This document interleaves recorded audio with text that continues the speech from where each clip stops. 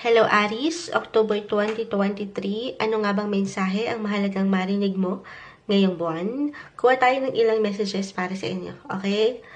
Para sa mga Aries, anong maiwan natin para sa kanila? Message.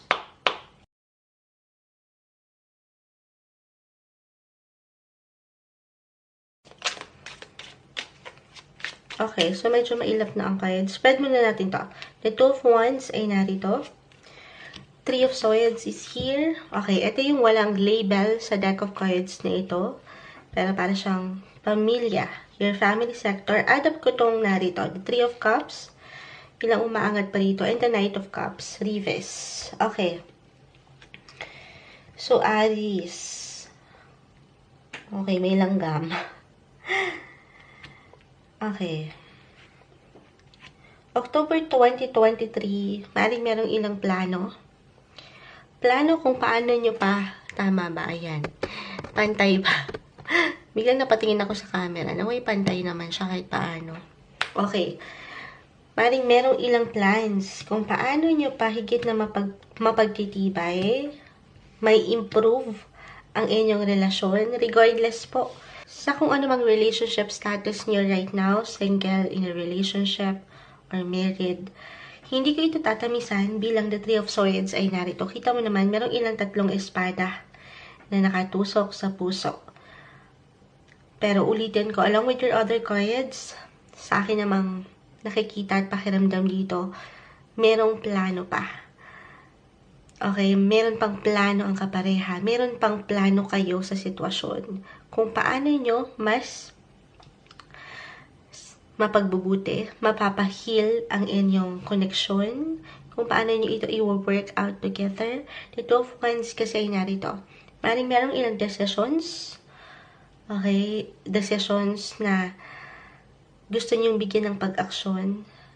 Kung saan mas futuristic, mas long-term na kayong mag-isip sa inyong pagsasama. If you're single, maring ito ay may kaugnayan sa kung ano mang ginagawa nyo sa trabaho, negosyo, kasama ang kapareha, or matatawag nyong partner in crime, yung ganon, okay? Or dito, sa ilang partnership, or nakaka-collab nyo, kapag sa mga influencers, ano yung mga collaborations, or collaborative project na meron kayo sa buhay, meron kayong nais pang, of course, makita na improvement or even advancement. Okay? Sa nakikita ko dito, i-work out. Kung nanaisin, meron pang paglalim. Hindi madali, maring merong struggle, yes, kasi nga ito. Pero kung tutulungan at nandito pa rin yung samahan, yung respeto, yung pagmamahal, definitely, mailalaban. Meron pang ilalaban. Okay?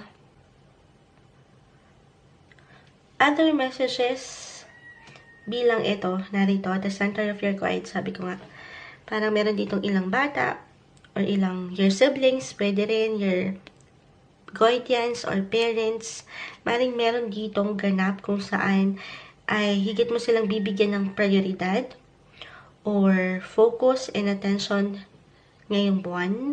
Nandito yung, parang gusto nyong improvement para sa ilan sa inyo. Guys, tayo po ay general message, pero maaaring yung attention na ito ay may kaugnayan rin sa it could be physically, mentally, emotionally, or even financially. May ilang gastusin, may ilang isipin, okay, na hindi madali. I will be honest, merong struggle, pero ito ay isang proseso, okay, na kailangan mong pagkatiwalaan. At syempre pa yung iyong sarili na ito'y magagampanan at malalagpasan. Or other messages, hindi naman po kailangang laliman yung bawat mensaheng na bibitawan ni Moonchild.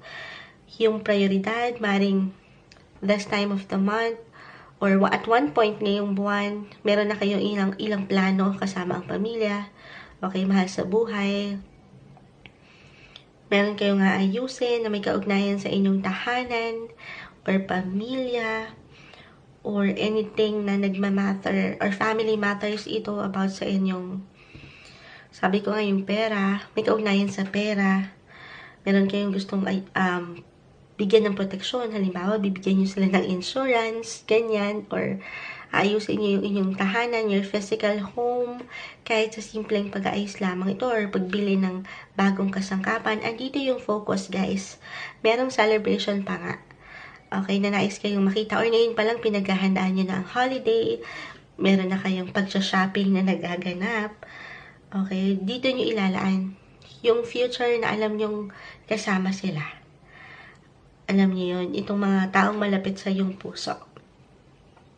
Na gusto mo, of course, ay nag-i-enjoy. Andito yung comfort and security para sa kanila. Yun lang naman. Ito lang yung medyo mabigat dito. Maaring ang ilan, okay, kung hindi tayo magiging practical, ito minsan ang hirap i-mention, merong struggles sa puso, sa nararamdaman emotionally pagdating sa relasyon. Kaya naman marahil pinalalahanan tayo dito ng ilang parahan na kung kaya, kahit sa isang punto ngayong buwan ay kalimutan muna. Hindi naman sa tatakbuhan mo ang problema, pero mas piliin mo na lang muna sana yung sektor o yung relasyon, posesyon kung saan alam mong ikaw ay higit na magiging masaya. Okay, huwag kayong malugmok dito sa ilang parang hindi okay or pagka-okay. Dahil ulitin ko, meron pang improvement, meron pang ikalalakas at ikagaganda ang buhay relasyon o sitwasyon na yung kinakaharap ngayong buwan para sa inyo, Aries.